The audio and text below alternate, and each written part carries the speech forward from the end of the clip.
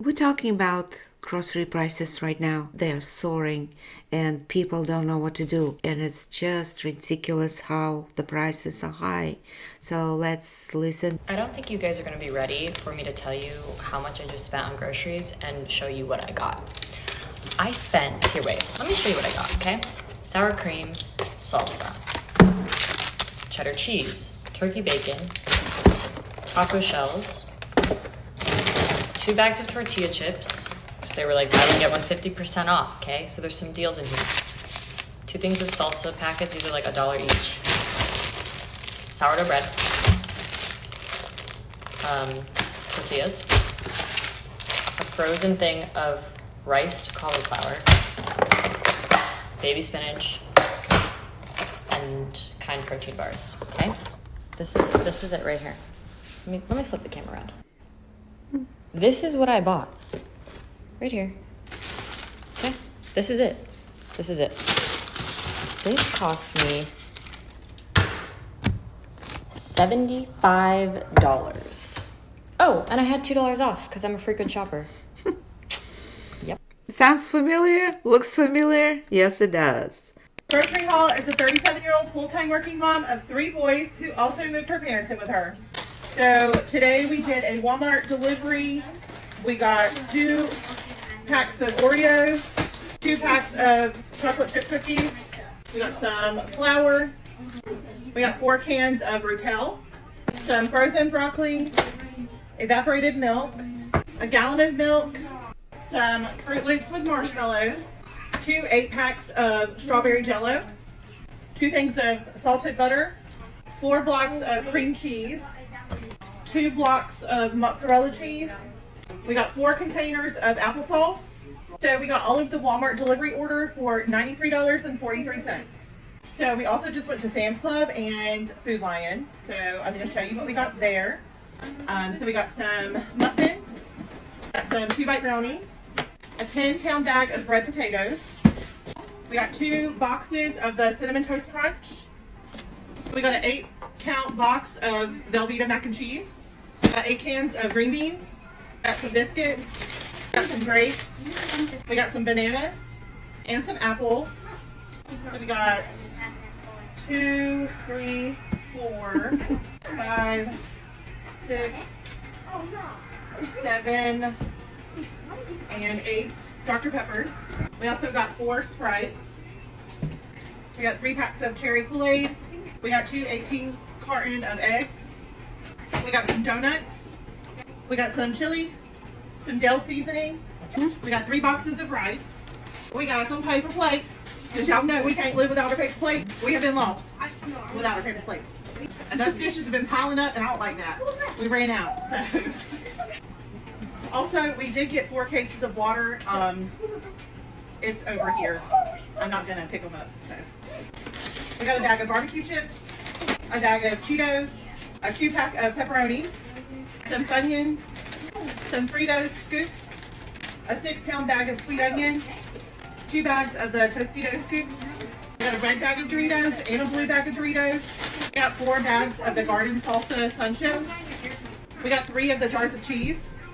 We got a 72-count of American cheese. We got 3 jars of Alfredo sauce. I wonder how it all cost. Let's find out. We got a 3-pack of bacon. We got a 10-pound bag of sugar. We got a gallon of chocolate ice cream. And if y'all haven't tried this ice cream, it is the best ice cream from Food Lion. It's the Food Lion brand. It's so good. We got the big thing of toilet paper, big thing of paper towels. All right, and I believe that's everything. Give me 1 second, I'll get y'all a total. So I know I already told you the Walmart order, but I'm gonna tell you again. So Walmart was $97.71. Food Lion was $54.42. And Sam's Club was $272.86. So that gives us a total today of $424.99. So I think we got quite a bit. We did not get any meats, but we do have meats in the freezer. Great. That sounds really good, actually.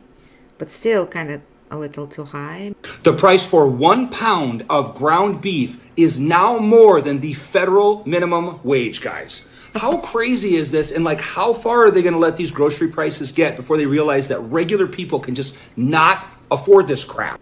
Absolutely. How can we afford these items? Right now, let's do a comparison. Let's use like a couple big chains at where I live. I'm on the West Coast. So we've got like Albertsons, we've got Vons, we've got Stater Brothers, which I think is kind of like a West Coast thing. All of those are about twice the price of an Aldi, a Walmart, a Winco, a Safeco, or a Heb. Oh, by the way, Winco is pretty good price-wise and selections and the product itself. So Winco is a good way to go.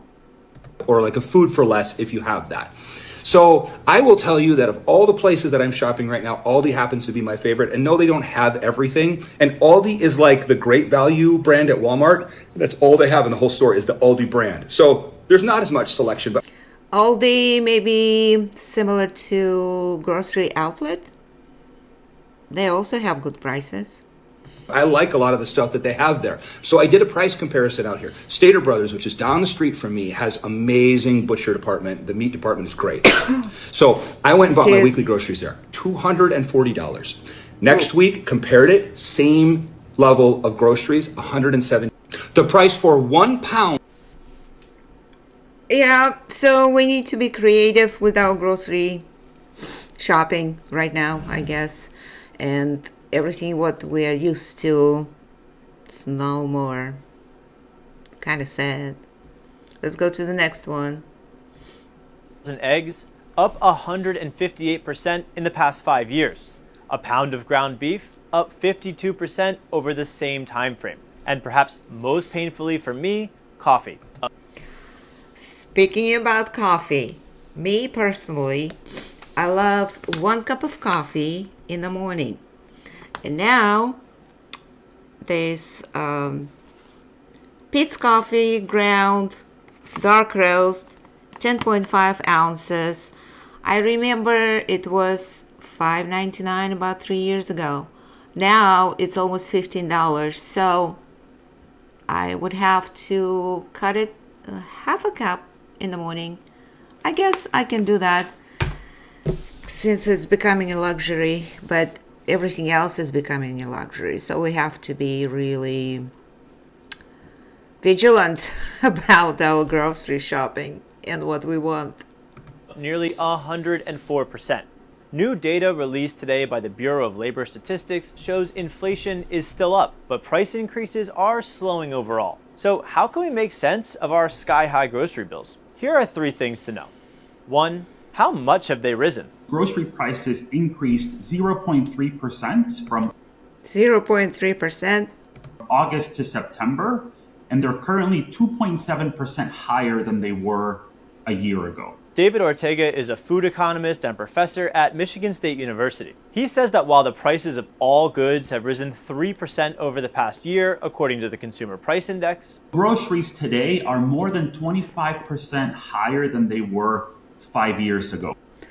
I think it's more than 25%. Most of the items.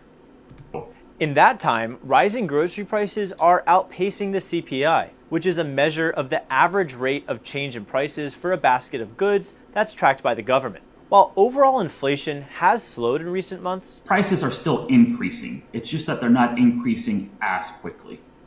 Oh, they are increasing very quickly in comparison with 3 days ago. Today I went to some grocery shopping. It was higher.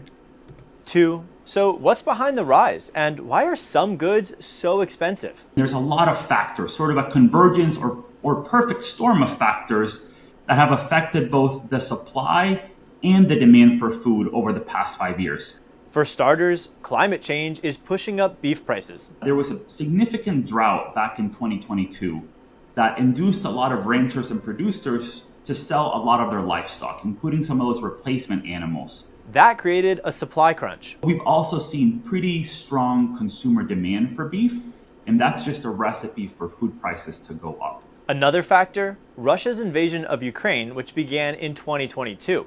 That spiked energy and flour prices, and the effects are still being felt today. Food prices, they tend to be downward sticky, meaning that when there is a shock, they increase quickly, but they take longer to come down. Also starting in 2022, a bird flu outbreak that That was scary. Still ongoing and is now the largest in US history. That's put egg prices through a bit of a roller coaster ride. And then tariffs, which have been a key pillar of President Trump's economic policy. Fruits and vegetables are subject to tariffs since they are largely imported into the US. Over the past month, banana prices have risen 0.4%, and today they are almost 7% higher than That is so true. Also, avocados. Let's see if they mention it. they were a year ago. Or tomatoes, which we can grow in the summer here, but then the US imports when the weather turns cold. The vast majority of those imports are coming from Mexico. So from August to September, tomato prices increased 0.7%, and they are just over 1% higher in price than they were a year ago. And then there's coffee, hit both by climate change. Places like Brazil, also Vietnam, that faced not only drought but also floods a few years ago, and that's led to a supply crunch. And tariffs. Most of the coffee is imported, and we're currently looking at a 50% tariff, and that's a 50 on coffee that's Yes, coffee is gonna probably rise even more. So, I don't know. imported from Brazil. That's where about a third of the coffee that we consume comes from. 3. President Trump's immigration policies may translate into pricier checkouts at the grocery store. The US relies on migrant labor to plant and harvest many crops. There's estimates that suggest that upwards of 40, perhaps even 50% of farm workers in the US are undocumented. So new immigration policies and heightened enforcement raids across the country could hurt the labor market. It does have a chilling effect on the labor market, and that means that producers and farmers now have to increase wages in order to be able to attract workers. Which in turn could push prices up in the future. But Ortega says these price increases aren't due to price gouging. And there's no strong evidence that grocery stores or food companies or agents in the agri-food supply chain are raising the price for profiteering or for price gouging. So the next time you're suffering sticker shock in the checkout lane, remember, it's a convergence of climate issues, geopolitics, and policies. For PBS News, I'm Tim McPhillips. Thank you, Tim McMillis. It was actually educational, and for those who don't know the details, maybe that would be helpful. And just clip your coupons, do your digital coupons, and shop at different stores when you see the sales for particular items you need. And keep in mind all these economic and political and nature situations everywhere in the world. So we hope for the best and we do our best. Until next time, bye-bye.